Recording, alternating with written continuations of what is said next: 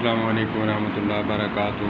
عوام الناس کو میرا مشورہ، اگرچہ تعصب کی پٹی اتار کر اور تعصب کی عینک اتار کر اگرچہ دوسروں کے مسائل دیکھیں اور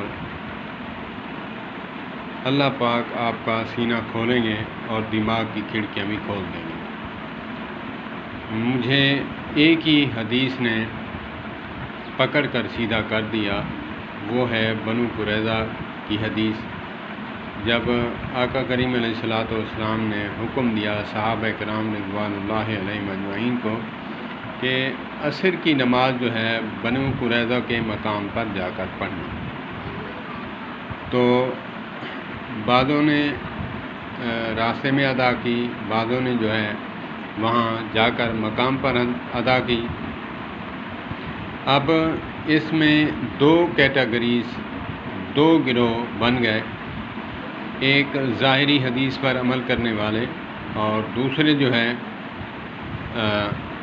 ظاہر کو نہیں، اس کے پیچھے چھپے خزانے کو دیکھتے ہیں، جسے فقیہ کہتے ہیں۔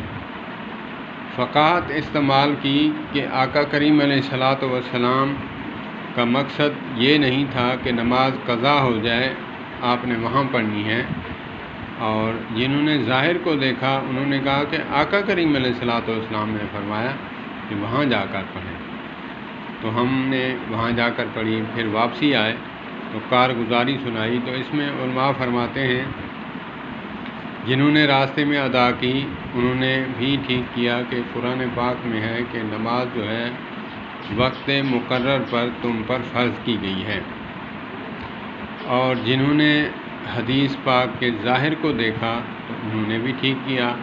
جب آئے آقا کریم علیہ الصلوۃ والسلام کے پاس کارگزاری سنائی تو آقا کریم علیہ الصلوۃ والسلام نے دونوں کو کہا آپ دونوں نے ٹھیک کیا۔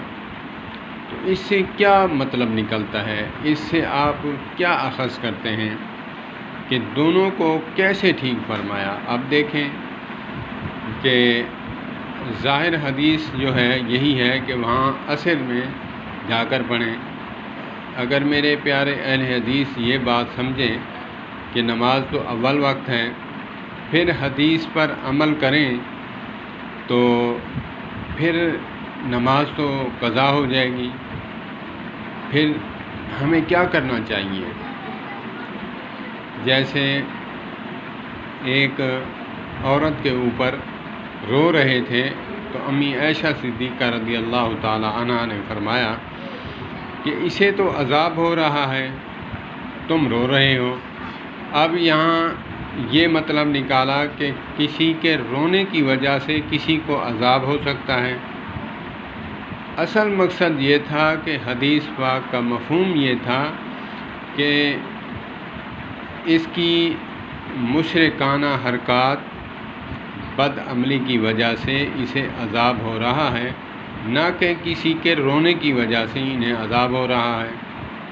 اسی لیے بات کو سمجھیں، علماء کو سنیں، علماء کے ساتھ اٹیچ رہیں، دو نالیوں والی بندوق نہ بنیں۔ خدا را مسلمان اور انسان بن کر، امت بن کر ان باتوں کو سمجھیں۔ اللہ پاک ہمیں سمجھ عطا فرمائے۔ والسلام علیکم ورحمۃ اللہ۔